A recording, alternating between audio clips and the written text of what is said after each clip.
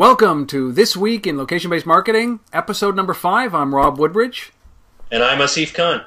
And this is where we try to decipher the week that was in the location-based marketing world.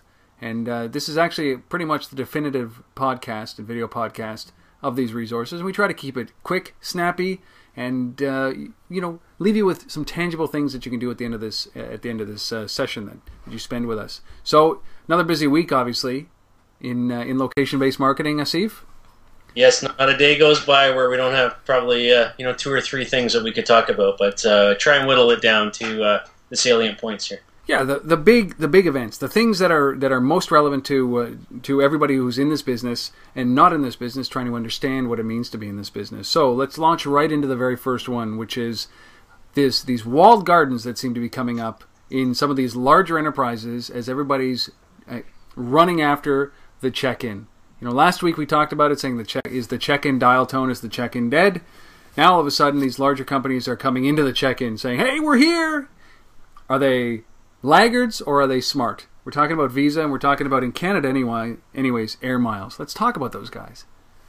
Well, I'm gonna go out on a limb maybe and say I think they're smart in the sense that and it's easy to say hindsight's 20/20, right? But in both cases, Visa and Air Miles, you've got large organizations with large customer bases or subscriber member bases that have kind of sat back and kind of looked at what Foursquare and Facebook and everybody else has done, and kind of hopefully try to gather the best of that and put it into their offering. So these guys both have launched. Well, I think Air Miles had it in the U.S. prior to this, and some of the reviews that I read about it weren't so great, but I think that they've fixed that, as all technology companies do. But Air Miles and Visa have launched check-in technology, check-in software that give you deals or give you coupons or benefits based on where you check in. That's what they are, right? They're basically Foursquare, but with a big brand. They're basically Foursquare with a big brand, and supposedly, if you are a member already, which like both these guys have, like a card-carrying member of Visa or Air Miles, then there are extra benefits for you because it's a privilege to be a member. So that's kind of where this angle is coming from, and it's a little bit more than just checking in with Foursquare and the deal aspect to it. I know on the Visa side you can find the closest ATM to where you are and things like that, which is somewhat useful. But I've got that on my Garmin as well. So yeah, I just look for the 7-Eleven because they're on every corner, right? So I mean but really, why would Visa and Air Miles? I know that they've got an established base. I know that they've got a good customer base already, obviously. But why wouldn't they partner with a Foursquare or with a Facebook to be able to? It just seems that their goal must be to either do one of two things. One, create additional value for cardholders, right? That's probably a good thing. Or two, get more customers, right? To get more cardholders. Wouldn't that be? What else would they want to do this for? And if they want to do both of those, why wouldn't they partner with something that's already in your wallet, like a Foursquare or a Facebook? Well, and I think that this is where, in my mind, anyways, there's a distinction between the two. So I think in the case of Air Miles, you've got an organization with huge market share as far as loyalty programs are concerned in Canada, in particular. So you've got 10 million, card-carrying members of Air Miles. In a country of 30 plus, just over 30 million people. So a third of the population, we can argue, has an Air Miles card. You've got something in the neighborhood of just over 10,000 retail locations that subscribe to the Air Miles network. So you have a very, very large base that you want to maintain and you want to start to add value on and drive, more mile redemption and more usage of the system. Because at the end of the day, that business, the Air Miles business, we all know, whether it's Air Miles, Aeroplan, an airline points program, a drugstore points program, Best Buys, whatever it is, those programs are all about the data. About who's shopping, where they're shopping, what they're buying, what they're going to buy next, the predictive analytics pieces. So it's about gathering more data and extending that forward through an app in this way. I think is just adds to that. It's logical now. Visa. Now talk about Visa. So Visa is slightly different because it's not. Visa is something that is, even wider than that in the sense that it's accepted at, numerous places, and it's not exclusive in the way that Air Miles is. So, for example, with Air Miles, if you're Rona, which is one of our hardware chains here, that's the hardware chain that's associated with Air Miles. It's not, accepted at Home Depot or Lowe's or any of the other ones. Right. And so there's this exclusive club of, we are the exclusive vendor in that particular category. And with Visa, you have something that's much broader and wider than that. Visa is accepted pretty much anywhere. Yep. And so you have a very, very large merchant base, and then it's about adding these other value layers on top of that. Again, find the ATM. Here's a special deal. It's only available for card holders, and there's special deals if you're a Visa. I believe if you're a Visa Signature member versus a regular Visa member, things like that, right? So. You can see how it segments it. I honestly think is that you open it up to everybody, or you participate in somebody else's network that is opened up to everybody. Like, for example, Facebook. I used to say Goala, but it pains me now. I don't say Goala anymore. But so it's either Foursquare or Facebook places, and exposure to the Visa brand. All of a sudden, hey, I carry a MasterCard, but if I sign up for this Visa card, I can get this benefit. Right, it's like cardholder privileges. Yeah, and to answer the question in a slightly different way, I think one of the things in both cases, whether it's Visa or Air Miles, in a situation where you have a physical card, one of the challenges with all of these systems, Foursquare, Facebook, and everybody else is we can offer all the deals we want, but how do you actually redeem those things at point of sale? Yep. And so if you actually have a card that you can associate those deals with in an online or digital framework, then and so that coupon is somehow tied to that card online.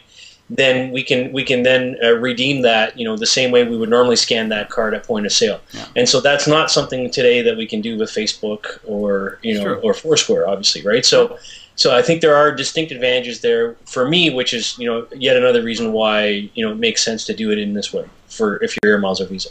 Well, what I love about the Air Miles card is that you don't have to carry your Air Miles card anymore. It's basically got a digital representation or a barcode scanner, so you don't need to carry that thing. So that kind of innovation, I think it makes sense to but start with something of that value. And there are a number of players that have evolved as well, like MyCardStar and others that are actually becoming a digital loyalty card wallet, if you will. So you can take all your loyalty cards from all the different retailers and kind of store them in a digital framework in one app. Yep.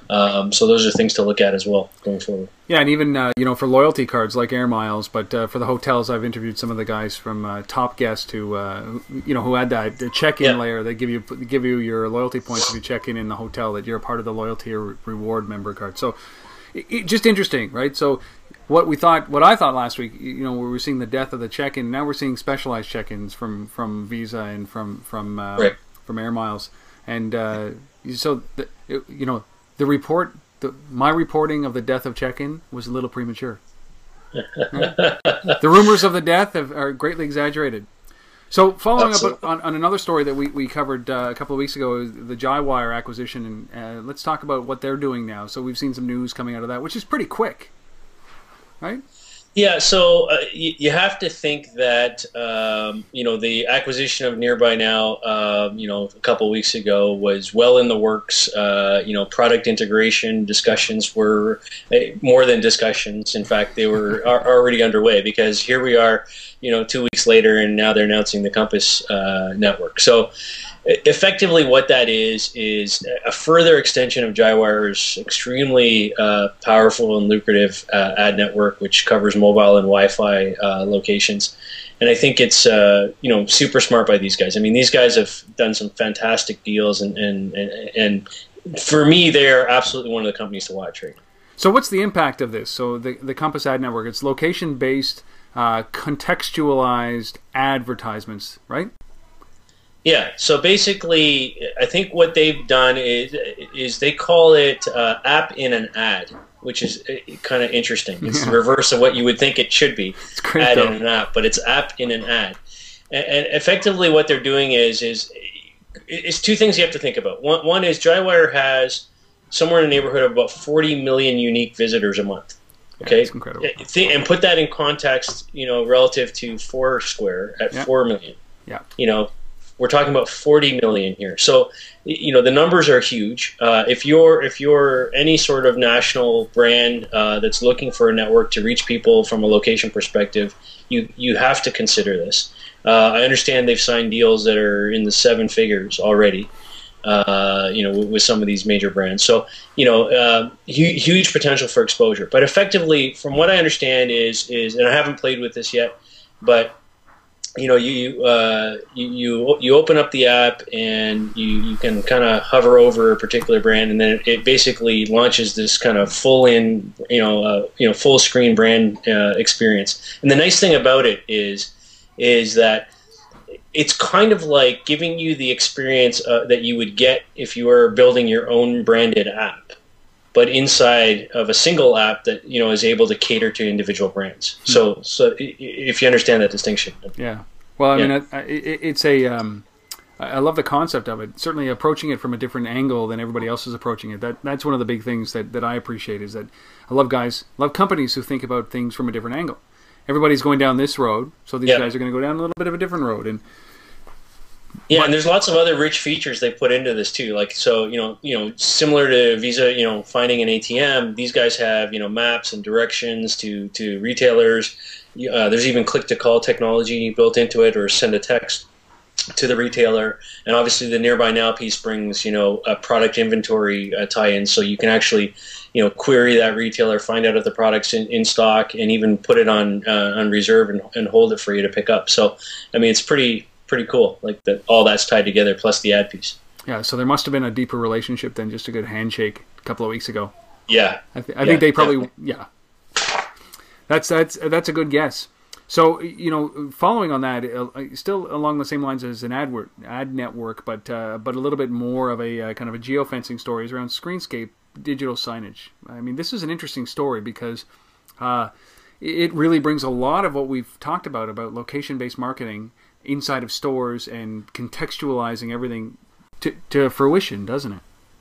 Yeah, for me, Screenscape is kind of really pushing the envelope on location-based marketing and in digital out of home in particular. Yeah. And so, from my point of view as the Location-Based Marketing Association, this falls right into our mandate, which is to say that location-based marketing is the kind of blending of all the different forms of marketing media together, right? So, what I see here, what I like about this is you've got kind of mobile applications, check-in like technology interfacing, so Foursquare type technology interfacing with a digital sign in a venue. And so effectively, if you're using Foursquare, you walk into a venue that's running Screenscape's digital sign platform, and you check in, the big screen can actually personally welcome you and say, "Hey, Rob, glad that you were able to visit here." And in fact, I know one of the places in your neck of the woods, Confederation Center for the Arts, uses their platform and actually has the Foursquare integration built in. So it just sounds great. I mean, some people might find that creepy. Some people may find that welcoming. But I mean, talk about that when the impact of.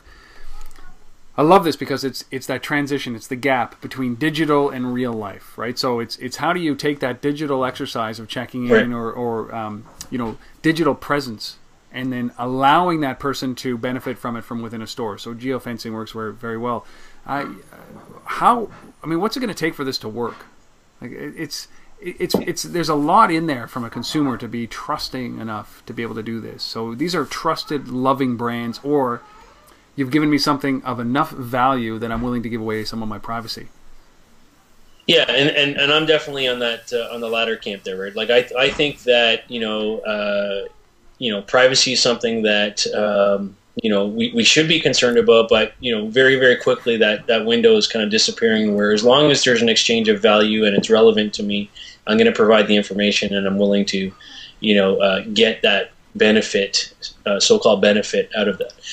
The interesting thing here, though, is that we talked last week about Google's NFC sticker experiment in Portland. Yep. And that, to me, if we look at that in the context of Screenscape, digital signage, it's kind of like, what do you want? If you're the retailer, do you want a bunch of, and I talked about sticker, overload last week too. Do you want a bunch of window clings on your window, kind of, cluttering it up, or would you rather have a digital sign in there that, can change and become relevant and welcome people as they come in, based on geofencing, where it just picks them up and checks them in automatically, or whatever the case might be. So, Minority Report is what we're talking about. We are talking about Minority Report a little bit, but yeah, I mean, it's coming. I'd rather say let's embrace it than kind of be hesitant. Do you think that there would come a time? So this technology allows us to walk into a store if we check in or if we automatically check in. Whatever happens, you've entrusted this location, and so whenever you step in, it's like, hey Rob, hey Rob, hey Rob. It's basically like Cheers, right? Hey Norm, what's shaking? Yeah. Yeah, and keep in mind, this is like level one of engagement. Like I was in a session with some folks from NCR, the guys who build point of sale scanning equipment and ATMs and all kinds of other things, and they're actually have quite a digital signage practice themselves. And I was looking at some stuff that they were building in the lab. Actually, it's not publicly available yet. That has camera technology built into the digital screen, so that when you walk by it, the camera is able to actually detect not necessarily who you are yet, but can, based on facial recognition and other things, be able to pick up gender, look at clothing that you're wearing, and then actually serve an ad to that digital sign that's somewhat relevant to you based on these preferences that it's determined on who you are. So there's lots of things like that yet to come. It's a little scary, but I think that's the world that we're getting into. So, well, I think it'll be interesting. I think it'll be interesting when you're able to tailor a specific message to a very specific person based on their buying patterns or their habits or whatever they're wearing. Even do a scan of the label. But yeah, you're right. It's like that. There's already in existence a car that drives itself. But it's just that the human factor, humans won't allow that to happen yet, right? The technology's there, but our own, comfort level won't allow us. So, is this that first step? Like, it's got to be always that general high Rob, so. Right? I think so. And Screenscape's not, it's not like they've just done this in one place. They're signing deals all over. Just signed a deal with KB Media to put this in a whole bunch of bars and restaurants. So, I mean, it's growing. It's growing quickly. We got to keep an eye on this, I think, Asif, because this is, as you said, this is the culmination of everything that is, the LBMA. So whatever they're doing there is going to, success or failure, embracing it or not, from a consumer standpoint, I think is really going to dictate how this industry goes. Because this is really, it's pretty exciting and kind of frightening at the same time. Yeah. And I'm in this business. I love it, but I'm kind of like, right. I like to keep some things secret, like that this shirt is actually from Loblaws, right? I don't want people to know that, but now they do. So, not this one. There we go. It's straight up Canada. Canada. So let's talk about it leads very well into the product that we're talking about. Geofencing, tailing, tracking, all that kind of stuff. This is really, let's move into the product, the product of the week, which is Glympse. Yes. Glympse. Product of the week is Glympse. And this is a product I've been tracking for actually quite some time now. I'm a huge fan of it because effectively what it is check-in without the check-in. It's the idea of automated check-in, which Total Big Brother. Total Big Brother, the concept of geofencing, and yet at the same time it solves somewhat some of the privacy issues that people have. And so what I mean by that is that unlike Foursquare, what Glympse allows you to do is actually specify who sees where you are and when. And so the example that I often use to describe it is you're out bar hopping for the night.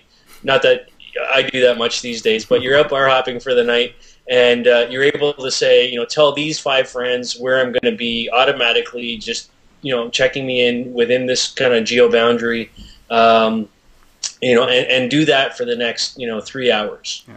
And so it broadcasts to that select group. And that's the nice thing about it is you can invite friends to follow you, and then you can group those friends into different groups and then allow those people to see where you're going to be wherever you are and specify a time frame around it. So there's lots of controls.